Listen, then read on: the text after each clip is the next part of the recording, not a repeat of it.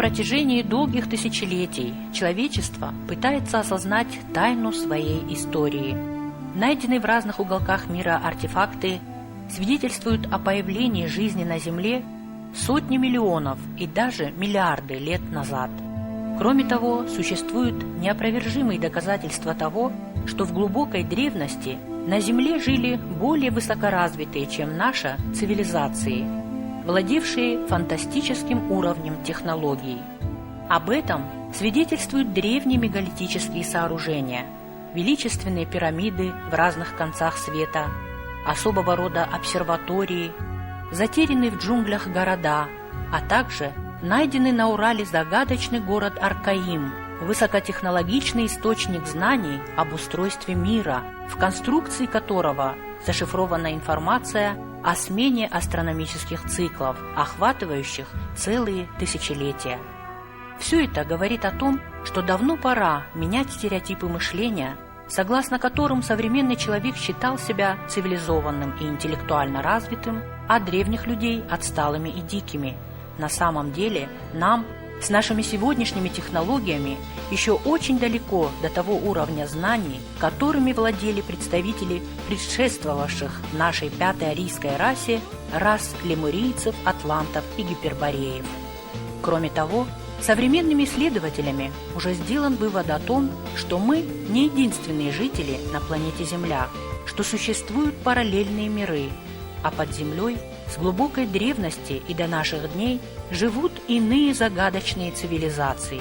Исследования, проведенные специалистами НАСА, обнаружили подземные города, а также подземную разветвленную сеть тоннелей и галерей, простирающуюся на тысячи километров.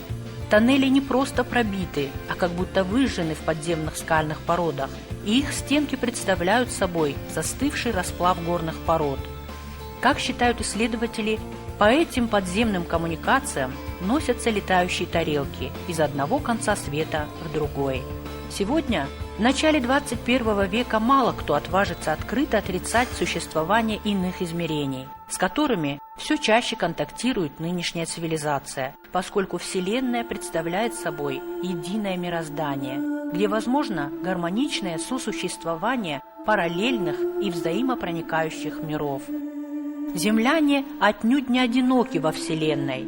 Кроме них есть и другие разумные формы жизни. Например, такие, как те, которых называют ангелами. Ангелы организованы в некую группу разумных существ и благодаря божественному провидению имеют значимый смысл своего существования. Все вышеизложенное в той или иной мере представлено и в древних учениях. Обратимся к нардскому эпосу, в котором в иносказательной форме содержится богатейшая информация о древнейшем прошлом человечества. В мире нартов, помимо них и других народов, живет еще одна раса, во много раз превосходящая тех же нартов в уровне технического развития. Это раса Дауджета, покровителей различных сил природы, которая имеет свои поселения как в воздушном, так и в подводном пространстве. Дауджета благоволят к нартам, постоянно покровительствуют, снабжают отдельными техническими изделиями, как правило, очень могущественными. Таких образцов технологий богов в эпосе упоминается достаточно много. Например, Шатана владела магическим зеркалом, способным передавать информацию не только о событиях, происходящих за многие километры, но и о событиях недавнего прошлого. Есть описание и других волшебных предметов. В нескольких сказаниях упоминается, что предки нартов говорили на хатиакском языке. Почти все его забыли, но именно он являлся языком Бога, и им владел нарт Батрас, который рос и воспитывался на дне моря у донбеттеров. Один из самых распространенных сюжетов астинского эпоса – борьба нартских героев с великанами. В сказании «Как Хамас женился» описывается народ карликов Басента, ведущих свой род от донбеттеров и живущий постоянно под землей.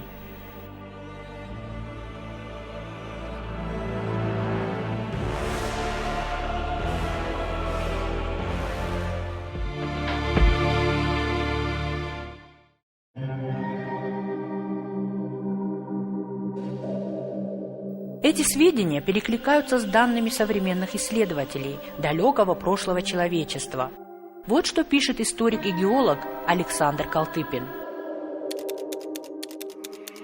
10 тысяч лет назад наступление ледникового периода в осетинской мифологии Кар-Ама-Карфераштак привело к массовой миграции жившего в Арктике населения Гипербореи, Гоппершарбурата, которые именовались белыми богами. Поток переселенцев, известных историкам под названием арии, достиг Южной Европы, Кавказа, Персии, Ирана, Индии и Индокитая и заселил обширные территории Европы и Азии. Потомками ариев в более поздние времена были скифы и кельты, которые, хотя и утратили многие присущие белым богам и ариям знания, еще долго сохраняли законы и обычаи своих божественных предков. Расы белых богов обосновались на какое-то время в Северной Америке. Они были известны там как белые бородатые боги или пришельцы, которые именовались Кецалькуатль, Кукулькан, Вира-Коча. А в современном мире обиталищем богов или учителей человечества считаются таинственные страны Шамбала и Агарти, расположенные в Гималаях. Шамбала, Агарти. Это все я не считаю, давно не считаю феноменом, это действительно правда. Дело в том, что когда в 1995 году впервые мы вступили на землю Тибета Великого, мы несколько дней находились вначале на месте базового лагеря Эверест. Это находится на высоте 5140 метров. Дней 7 мы находились там, и чувствую, у людей идет тяжело акклиматизационный период, адаптация тяжелая. И тогда вот у меня зов души, вот что-то у меня родное ждет чуть ниже на 5000, а на 5000 метров там есть владение великого Далай-ламы, это самый высокогорный в мире монастырь, Ронгбук тоже называется. И мы туда пришли, и я туда, кстати говоря, выбрал самых чистых, самых душой. Нас было 4. И мы когда туда зашли, ламы вышли, встретили нас. Потом мы зашли уже в их кельи. Вот. Я обращал внимание, и росписи, подобные вот кубанской культуре, сразу мы обратили внимание на это. То есть вот видите, как наша культура далеко бьет по истории. Поэтому это очень даже правда. Я сам его прочувствовал. Вот. И когда мы выходили, я увидел, услышал вот явные вот осетинские слова. Вот. Кстати говоря, их вот там даже счет подобен нашему счету. И когда мы уже выходили, 2 служителя вышли нам и догнали нас, говорят, простите, говорят, вот тут собралось 16 команд мира, говорят, ну все гости как гости, а вот вы как родные мы чувствуем, и поэтому разрешите над вами совершить обряд типа вот освящения там. Ну, я сказал, что мы за этим пришли, чтобы была какая-то помощь духовная, подпитка требуется. И вот туда он зашел, сам на колени сел и меня на колени посадил. То есть как бы он приравнил меня. И он часа два он читал молитвы. Да. После этого, вот представьте, почти голыми коленями, вот, там типа гравий, там камушки, не чувствовал никакой боли. Мне такой прилив какой-то энергии, теплота такая, много хорошего сверху идет, я уже космос почувствовал. Все было, ну, как до сих пор у меня волос становится дыбом, потому что та энергетика, которую я тогда получил, вот до сих пор я ее ощущаю. Перед выходом этот лама сказал, от сегодняшнего дня это кусочек вашей осетинской земли. Все легенды народов всего мира говорят о том, что когда-то к ним прилетели белые боги, начали их учить знаниям, давали им какие-то наставления, с помощью которых их цивилизация начинала развиваться, семимильными шагами. Кто же были эти боги, откуда они взялись и почему они вдруг начали учить человечество? Это были нарты. Один немецкий ученый даже провел такое исследование, когда он исследовал в Южной Америке вот эти большие изваяния головы, там, которые по 50, по 80 тонн. Он хотел найти прототипы этих людей. Он долго не мог найти, и потом он увидел картину «Аланы в походе». И вот этот Алан, вождь с белой бородой на коне, который показывает путь, и оказался вот этим белым богом, которого они изобразили, который прибыл к ним и научил их всем знаниям. Нарты обладали огромным количеством знаний, которые достались им от их учителей. Этих учителей они называли небесными. 2 или 3 тысячи лет назад упоминание уже идет об аланах, о сарматах, скифов. Почему-то у этих так называемых племен язычников было уже понятие единого бога. То, что сейчас говорят «юнок Штурхусал». И эту веру они несли в этот мир. Куда бы они ни приходили, они не покоряли ни мечом, ни силой. Они покоряли культурой, знанием. Сейчас говорят, что самым большим минусом наших предков, это же и сарматов, и аланов, данных скифов, было то, что они очень быстро ассимилировались с местным населением тех земель, куда они прибывали. Нет, это не было ихней слабостью, это была их миссией. Улучшение генофонда человечества, кровосмещение, по принципу которого происходило улучшение генофонда. Многие европейские города, которые при правлении аланских правителей достигали наивысшего пика развития. Как только аланы достигали там цели своего пребывания, они вставали и уходили в совершенно другие земли. Поэтому, куда бы ни посмотрел современный историк-археолог, конечно, если он это все хочет увидеть, он увидит места пребывания наших предков. Это от Японии до Европы, от Европы до Северной Африки и так далее. Везде они побывали.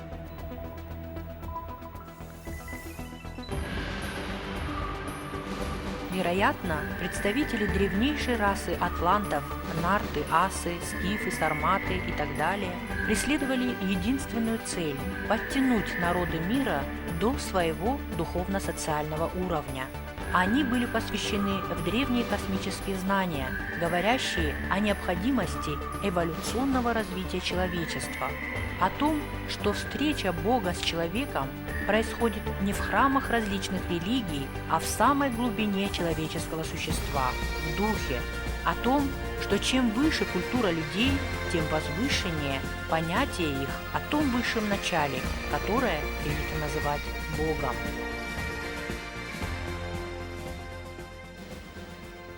В доктрине Наарт то, что сейчас называют языческой религией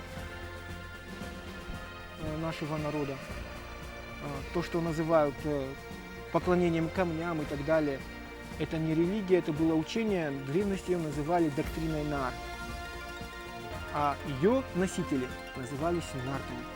Поэтому и пошло в миру название нарты. Это не вся часть, конечно, аланов, это определенная часть посвященных учителей, несущих свет. Их еще потом чуть позже начнут называть роксами. Я уже об этом слове как-то говорил. Рокс – это светлый. Человек, дающий свет, излучающий свет. Ихними последователями называли аорс. Чуть позже эти аорсы становятся воинами-хранителями, хранителями знаний из света наших предков. Аорс – это он этот, орс – светлый, просветленный. То есть он еще не учитель, но он уже приблизился к свету и несет свет. Конечно, не в той мере, как нарты. А нарты называли себя словом ахурганов. Они не называли себя нартами, они называли себя словом ахурганов. Что означает слово ахурганов? Он этот, хур, свет, знание, ганак делающий, дающий. А аорсы называли себя больше ахурзал. Он этот, хур – свет, знание, зал – ищущий, требующий, который идет за знанием, ищет его.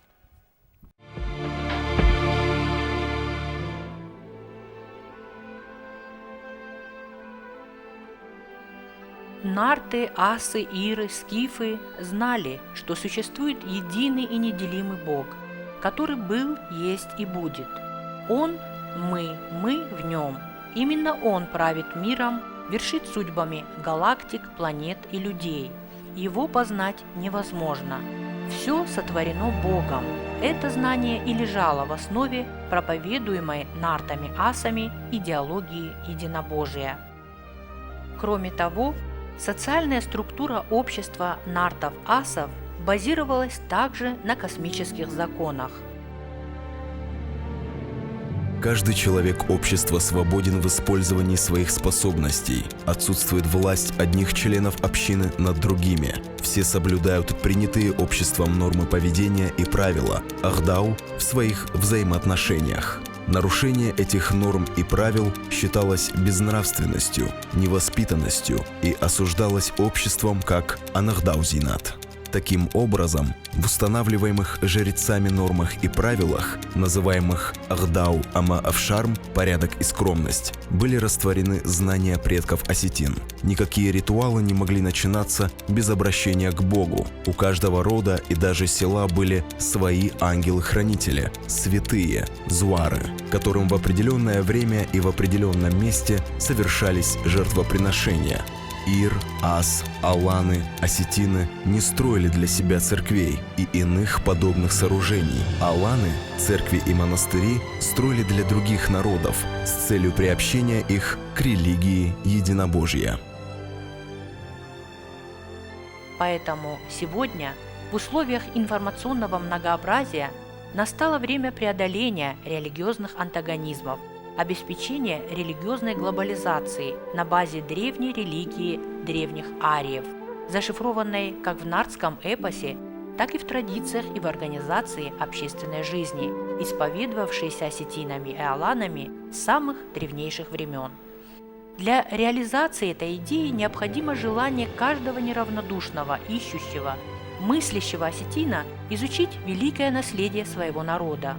Ведь чтобы найти свое место в мире, человек должен в душе своей вернуться к истокам, в самые заповедные уголки земли предков.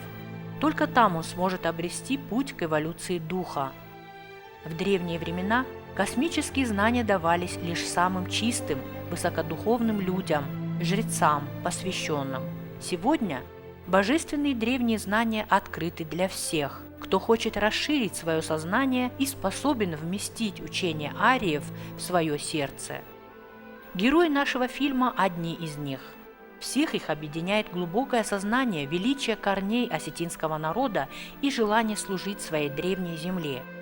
Они, как и многие их сверстники, хотят прежде всего изучить древние обычаи, традиции и ритуалы, чудом сохранившиеся в течение тысячелетий, а затем попытаться расшифровать их смысл, прочитать послание предков, написанное великими нартами, атлантами, асами на универсальном языке символизма.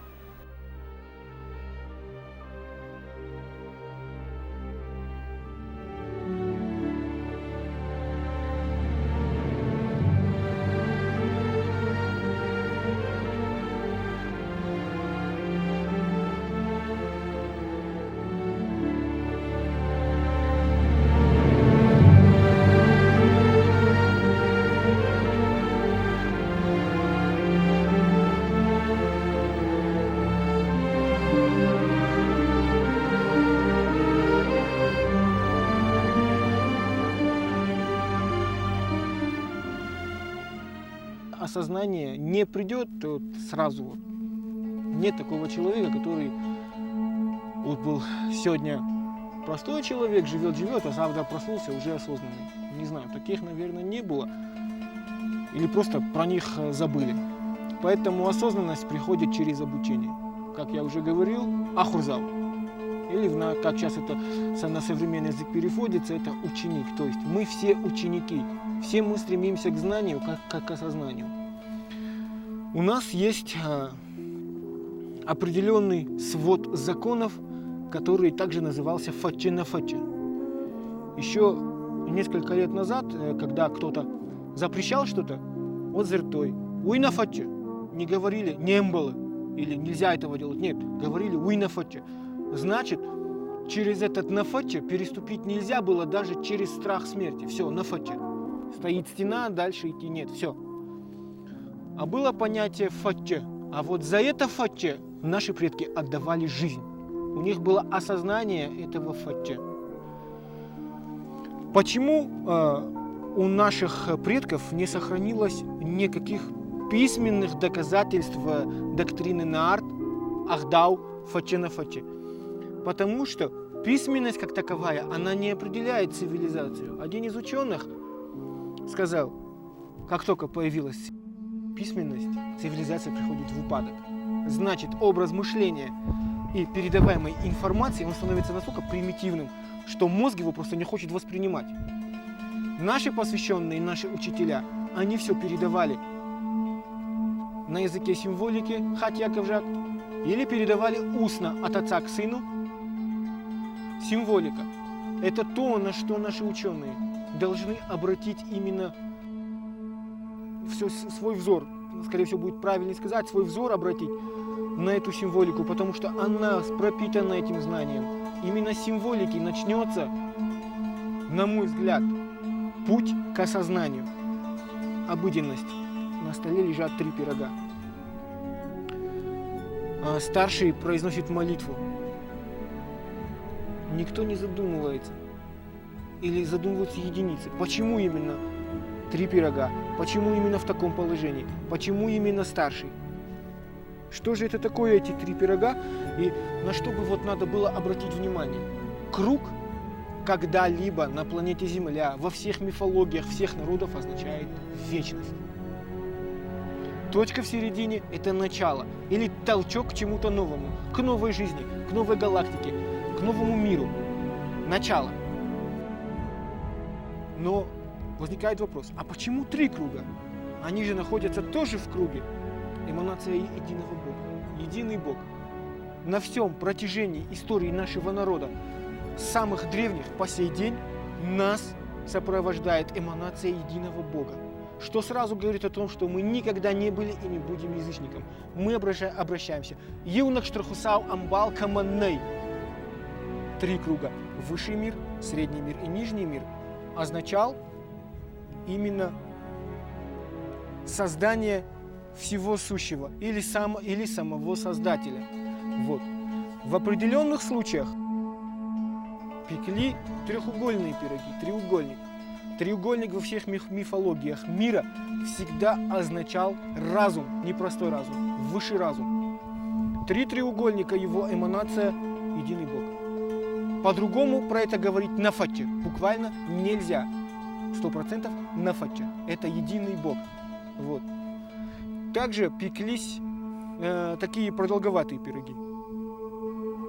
Во всех мифологиях мира, какую бы книжку ни открыли, этот символ означает глаз или зародыш.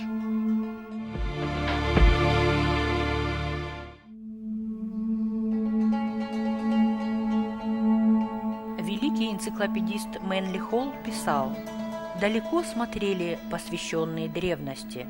Чтобы быть уверенными в сохранении знаний на грядущие 3000 лет эпохи тьмы, они выписали их на горных склонах, замаскировали колоссального размера изображениями, скрыли в мифах. Мудрость их будет сокрыта до тех пор, пока нынешняя раса не научится читать универсальным языком символизма». Технологии, которыми владели древние, были уникальны. Сегодня во всех концах света ученые не могут найти объяснение способам построения древних пирамид, методом вытачивания колоссальных каменных блоков, колонн и колодцев, подземных тоннелей и городов. Потрясает воображение каменная кладка древних строителей. Подобную циклопическую кладку башен эпохи сарсиатов можно увидеть и почти во всех ущельях Осетии.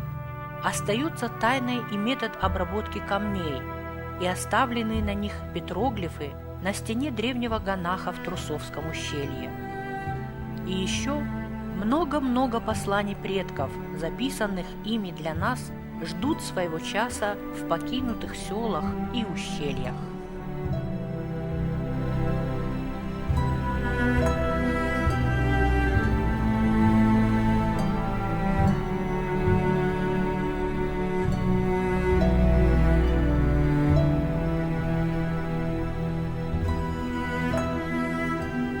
Для того, чтобы понять все это, нам надо вернуться в корни.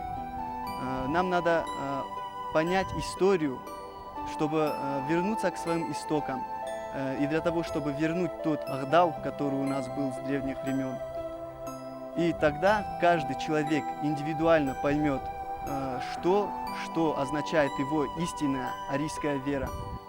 А истина заключается в том, что вера осетинская, как таковая, никогда не называлась религией. Она никогда не повторялась, потому что она изначальная. Вера, она основывалась на доктрине. Доктрина – это изучение. Изучение это основывалось на 3 основных этапах. Это значит изучение строения космоса, строение человека и духа. Вот эти точные знания, они требовали строгого ихнего выполнения, потому что они подчинялись законам природы. Наша вера – это не слепая вера, не вера во что-то. Это было знание, это определенный набор, скажем так, правил, которые реально сейчас мы не видим, мы их не можем потрогать, и мы серьезно к ним перестали относиться. Но они есть, они присутствуют. В целом, эволюция – это и есть понятие того, для чего мы пришли на Землю. Эволюционировать, расти, развиваться. Почему я обращаюсь к нашей древности? Потому что в этом и заключается эволюция. Те культура, традиции, отношение младшего к старшему, отношение мужчин к женщинам, да, отношение в целом народа. Благодаря этому мы пронесли тысячелетия свое какое-то вот неповторимое на самом деле это вот традицию, они обычаи, я не знаю, как это правильно назвать. Ахдау свой, да, мы его пронесли через тысячелетия, но благодаря этому Ахдау наш маленький народ остался на таком небольшом участке большой круглой земли. Только лишь благодаря этому эти факты, эти вещи на данный момент нас сейчас спасут. В преданиях восточных славян сохранилось представление о далекой южной стране, часто отождествляемой с раем, населенным богами, которую называли Ирий. Это слово на древнеиранском означает «арийская страна», и это же слово до сих пор является самоназванием современных осетин.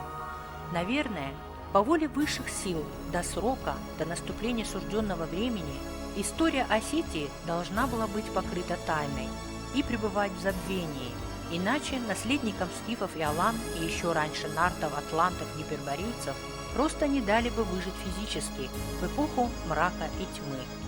На несколько сотен последних лет об аланах забыли, а осетин с ними не отождествляли. Как известно, Великая Алания была разгромлена войсками Тимура в начале 15 века. Часть равнинных жителей тогда погибла, другие были вынуждены покинуть свои земли, уходя на запад и восток. А современные горы Центрального Кавказа охраняли стоявшие насмерть в созданных ими на скальных крепостях, башнях и укреплениях несколько тысяч человек, оставшихся непокоренными. Те, кто не дал даже такому сильному, коварному и жестокому врагу, как хромоногий Тимур, проникнуть в святая святых и овладеть охраняемой ими тайной. Эти стойкие и могучие представители алан не только выжили в суровых условиях гор, но и благодаря своей изолированности от внешнего мира сумели сохранить великую доктрину ариев, содержащуюся в их кодексе чести, миропонимании, традициях, этикете, духовной культуре, в их Ахдауе. Им удалось пронести сквозь века в первозданном виде и бессмертный эпос нартов. Это был великий подвиг народа, вопреки всему сумевшего сохранить и свою самобытную веру, и свои обычаи, традиции и древние ритуалы. Если бы только знали те, кто называл осетин темным, забитым, отсталым народом, о том, кем он является на самом деле и какие великие знания охраняет. Сейчас настает время, когда должен упасть полог тайны, покрывающий удивительное прошлое осетин. Народа, который, словно птица Феникс, вновь должен восстать из пепла, имея в генах духовный стержень своих поистине божественных предков. Еще в 1922 году воин и посвященный Суслан Тимирханов писал: «Если бы знали мы, кем были наши предки и какие великие дела они совершали, мы бы с гордостью носили имя Ирона и не допускали ничего недостойного. Пора и нам, осетины, узнать свою историю». Подтверждением подобных выводов могут послужить и приведенные ниже цитаты. «Счастливы должны быть осетины, измеряя славные корни свои», утверждал известный художник, философ Николай Рерих. Еще более загадочно и интригующе звучат слова его соратницы и жены Елены Рерих, в 1933 году получившей информацию от Махатм и содержащуюся в ее письмах. Среди аланов пробуждайте сознание, что Кавказ есть третья вершина будущей эры. Пусть помнят, что их горы хранят талисман братства, что Кавказ несет в себе единую великую мечту огня. Почитание огненного мира можно находить среди еще неизвестных вершин. Аланы пусть помнят мое водительство, когда часть камня была заложена, чтобы в сужденный срок засиял магнит третьей вершины.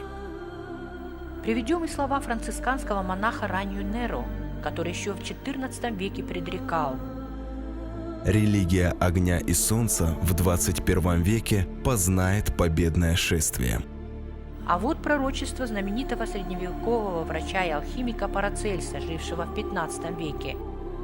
Есть один народ, который Геродот называет гипербореями. Гипербореи познают и сильный упадок, и огромный расцвет. У них будет 3 падения и 3 возвышения. В этой самой стране гипербореев, о которой никто никогда не думал как о стране, в которой может случиться что-то великое, над униженными и отринутыми воссияет божественный свет с горы Гипербореев, и его увидят все жители земли.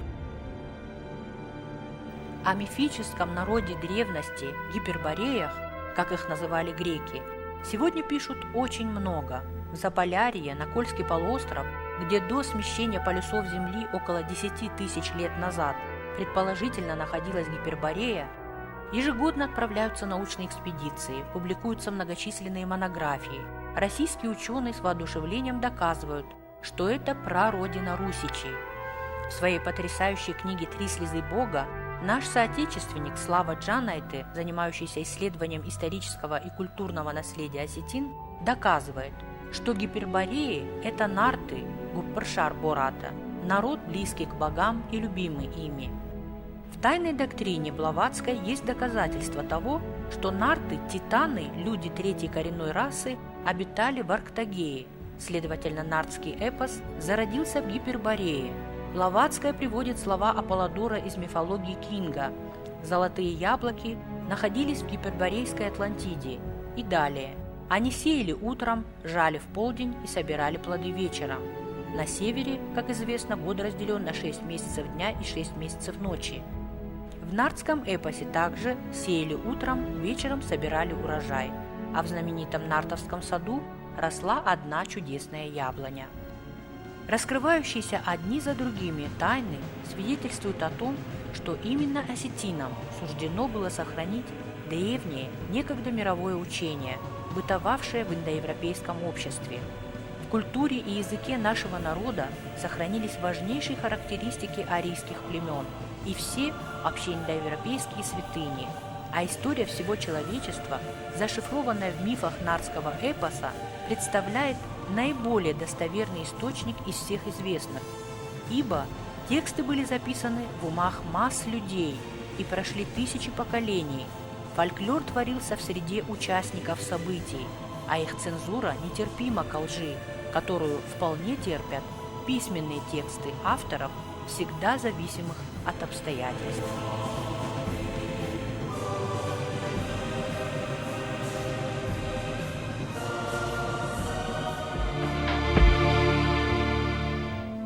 На этих землях, где мы сейчас находимся, да, вот сейчас мы сегодня в Дагоме, эти святые места были обладали определенной ценностью для нашего народа.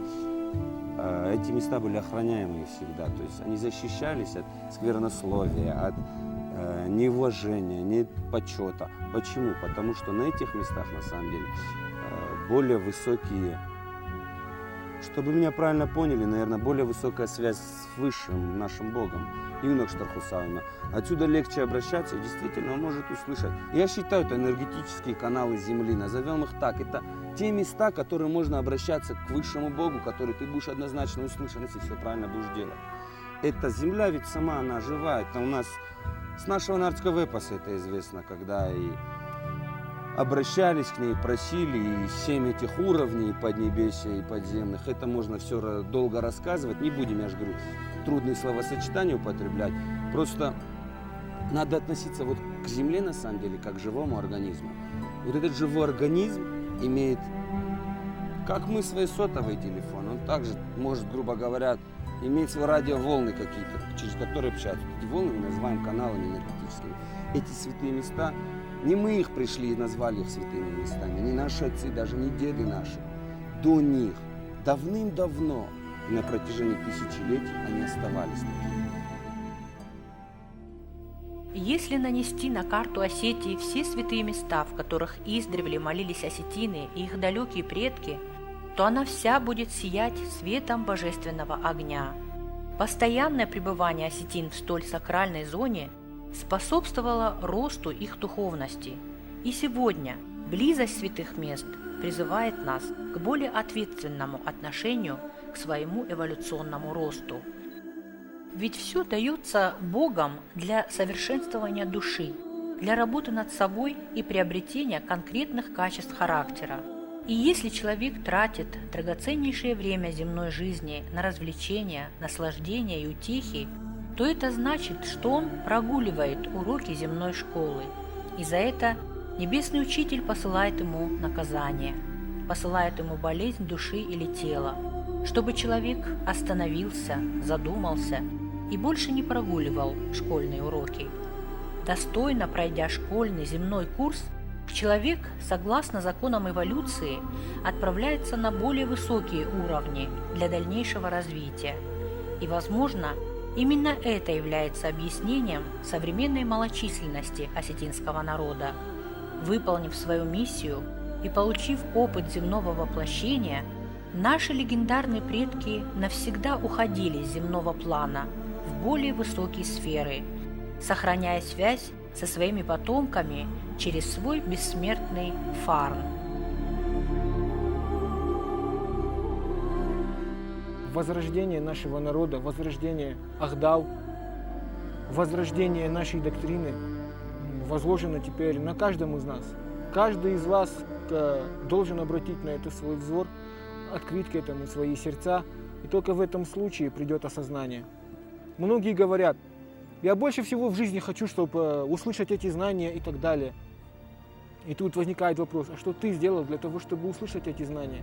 Мы должны очиститься духовно, мы должны очиститься физически, мы должны быть готовыми принять эту информацию, это знание, принять фарн нартов, который наши предки, аланы, нарты, наши предки, сарматы, скифы несли в мир, несли для каждого народа. Они жертвовали собой ради этой цели. Ради них, ради ихней памяти. Мы должны воспрянуть, мы должны проснуться, мы должны обратить на это свой взор. Да поможет нам в этом Бог, и да пребудет с нами фарн нартов.